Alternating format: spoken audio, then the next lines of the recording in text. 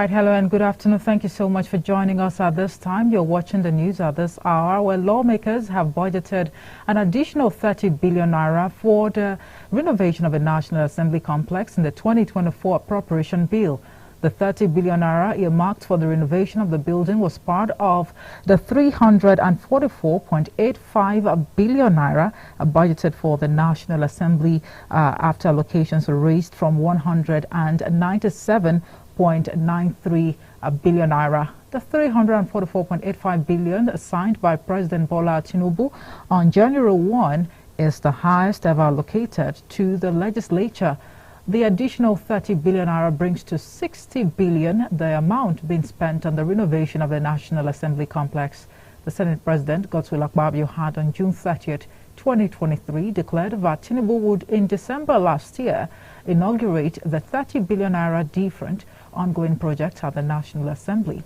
The renovation was initially built to be completed and delivered in August 2022, but the delivery date was later moved to January 2023 and then December 2023. It was gathered that the renovation of the national complex is yet to be completed, with skeletal work ongoing on the premises. Now let's move on to other matters, where the 6th Division of the Nigerian Army said it destroyed 233 illegal refineries in the Niger Delta region, while 112 suspects were arrested in 2023.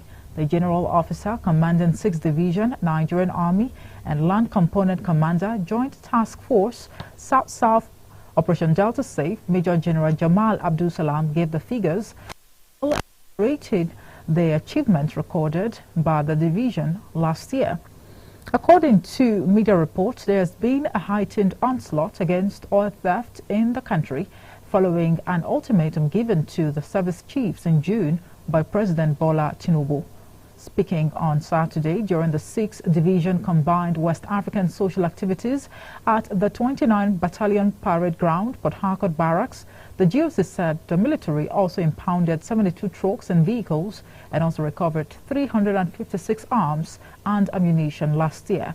Major General Jamal said the Army, in synergy with sister agencies, would continue to ensure an enabling environment for seamless oil production in the Niger Delta region.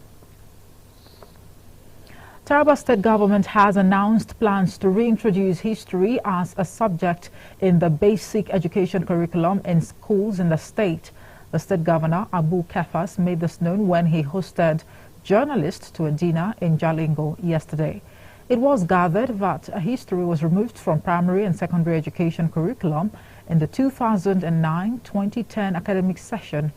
Also in November 2022, the federal government reintroduced history as a standalone subject in the basic education curriculum in Nigeria 13 years after its abolition.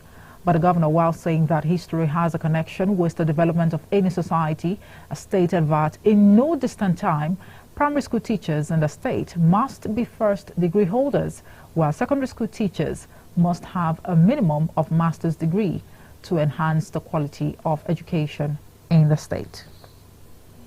And away from Nigeria now, the Senior Hezbollah commander reportedly killed in an Israeli attack has been identified as Wissam al-Tawil, also known as Jawad, a deputy head of a unit in the elite Radwan force.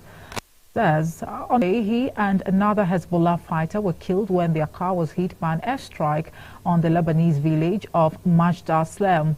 The killing comes as U.S. Secretary of State Anthony Blinken arrives in Israel later on Monday in an attempt to calm burgeoning tensions and threat of a wider Middle East war. And in sport, Emma Raducanu has Nick Cavade in time for the Australian Open, where she will play her first Grand Slam for a year. The 2021 U.S. Open champion, sidelined for much of 2023 after ankle and wrist surgeries, has been working with a series of LTA coaches since returning to the practice court in October.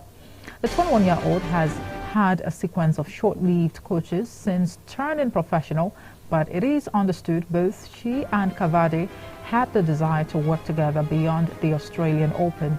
She and Brighton Kavade have begun working together in Melbourne before Tuesday's charity march against Naomi. Thank you so much for watching. I am Omoy for Peace or Send.